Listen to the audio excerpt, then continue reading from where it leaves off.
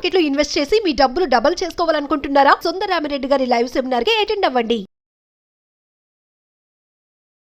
Hello weavers, welcome back to our channel. ప్రస్తుతం మనతో పాటు ఉన్నారు 25 ఇయర్స్ నుంచి అమెరికాలో ఉంటున్నటువంటి ఎంఎన్స్ ఎగ్జిక్యూటివ్ వీరభద్రరావు గారు. సార్తో మాట్లాడండి. నమస్తే సార్. నమస్తే అమ్మ. సార్, ట్రంప్ ఇప్పుడు అమెరికా వెళ్ళే వాళ్ళు చదువా ఉద్యోగమా రెండు అంటే కుదరదు అంటున్నారు. ఇవి రెండిట్లో ఏదో ఒకటే డిసైడ్ చేసుకుని అమెరికా వెళ్ళాలి, అమెరికా రావాలి అని చెప్పేసి చెప్తున్నారు. అంటే ఇప్పుడు దీన్ని చూసుకుంటే మీరు అంటే చదువా ఉద్యోగమా అంటే ఏం చెప్తారు? మీరు అక్కడ ఉంటున్నారు కాబట్టి మీకు అక్కడ ఉన్నటువంటి పరిస్థితులు అన్నీ అర్థమవుతున్నాయి కాబట్టి ఇప్పుడు వెళ్ళాలనుకునే వాళ్ళకి చదువుకోవడానికే వెళ్ళాలా లేకపోతే వద్దు జాబ్ చేయడానికి వెళ్ళాలా అంటే రెండు కూడా అక్కడ చేయొచ్చా? చేస్తే వచ్చినటువంటి ప్రాబ్లమ్స్ ఏంటి? చదువా ఉద్యోగమా అనే చాయిస్ ఎప్పుడు లేదమ్మా. చదువుతున్నప్పుడు ఓన్లీ చదువుతూనే ఉండాలి.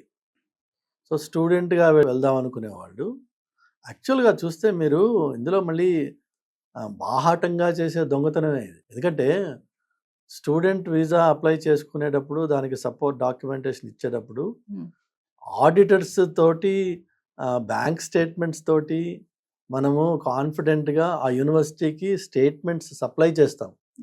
ఏమని, మీ దగ్గర అయ్యే కాలేజీకి ఇంత ఖర్చు అవుతుందని నాకు తెలుసు, ఆ మొత్తం ఖర్చు నేను పెట్టుకోగలిగిన స్తోమత నాకుంది, ఇదిగో నా బ్యాంకులో ఇంత బ్యాలెన్స్ ఉంది ఆల్రెడీ, అలానే నాకు ఈ సోర్సెస్ ఆఫ్ ఇన్కమ్ ఉన్నాయి నా ఫ్యామిలీకో నాకో అని మనము ఒక డాక్యుమెంటరీ ఎవిడెన్స్ తయారు చేస్తాం. అది ఎంత నిజమో ఎంత కాదో భగవంతుడు తెలియాలి.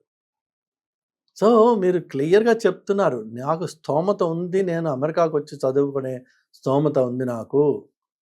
అది ఎందుకంటే పర్టికులర్గా ఇక్కడ 100 రూపాయలు ఈక్వల్స్ టు అక్కడ 1 రూపాయి, రైట్, గివ్ ఆర్ టేక్.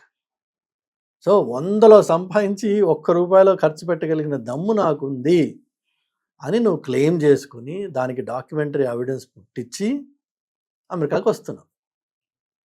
వచ్చినప్పుడు అదే ఫాలో చేసి అలానే 100కి to 1 కన్వర్ట్ చేసి మీ నాన్న దగ్గర నుంచో అమ్మ దగ్గర నుంచో డబ్బులు తెప్పించుకుని ఇక్కడ స్టూడెంట్గా ఉండు అని వాడు చెప్తున్నాడు.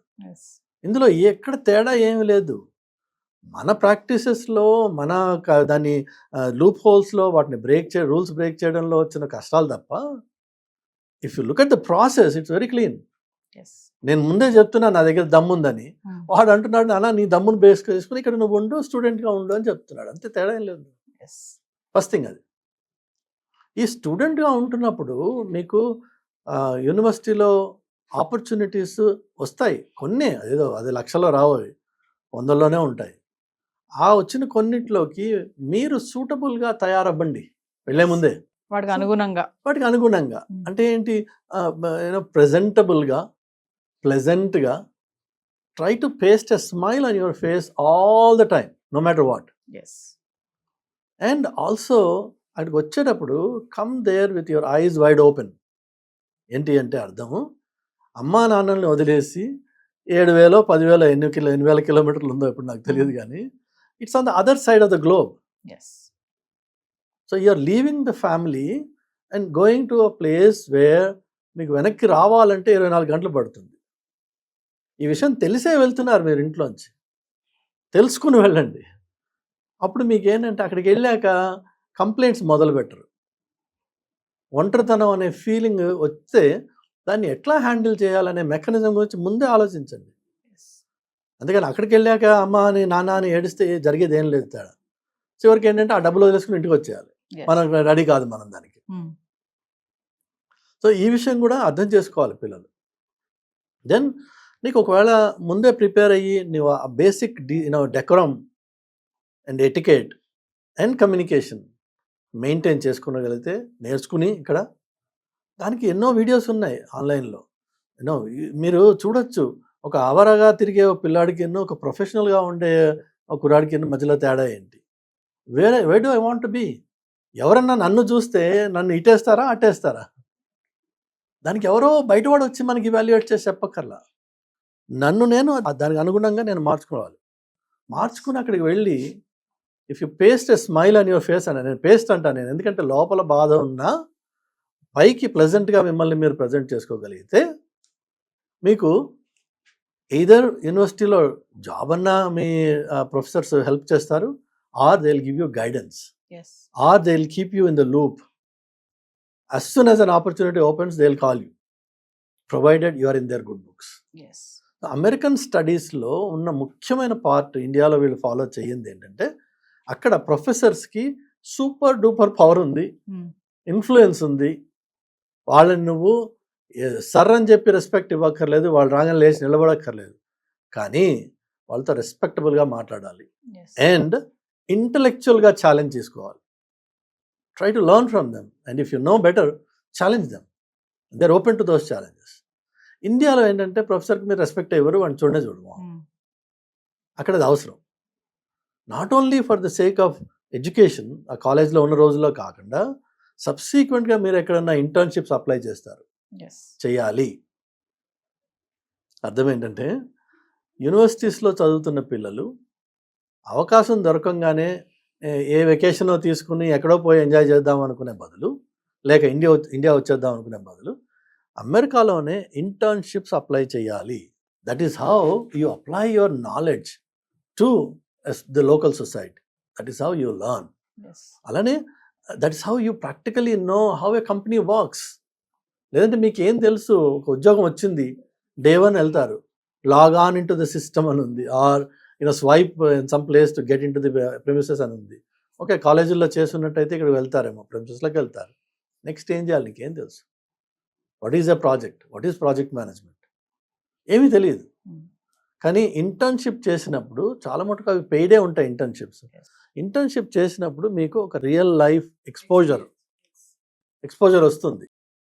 దానివల్ల జరిగే ఇంకొక మంచి లాభం ఏంటంటే, 1, మీకు ప్రాక్టికల్గా మీ నాలెడ్జ్ని వ్యాలిడేట్ చేసుకునే అవకాశం వస్తుంది. రెండోది వచ్చేసి, if you're a good performer, if you prove yourself to be a good sincere working guy, then there is high likelihood ఆ కంపెనీయే మీకు ఫుల్ టైం ఆపర్చునిటీ ఇస్తుంది.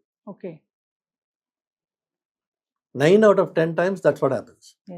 సో అమెరికాలో ఉద్యోగాలు సంపాదించడానికి మెయిన్ పాత్ వచ్చేసి ఇంటర్న్షిప్స్, సెకండరీ పాత్ వచ్చేసి ఆన్లైన్లో అప్లికేషన్స్ పెట్టుకుంటారు, థర్డ్ పాత్ వచ్చేసి క్యాంపస్ ఇంటర్వ్యూస్ జరగచ్చు, వాళ్ళు పికప్ చేసుకోవచ్చు, ఫోర్త్ వచ్చేసి mainly that's the biggest channel which is referral.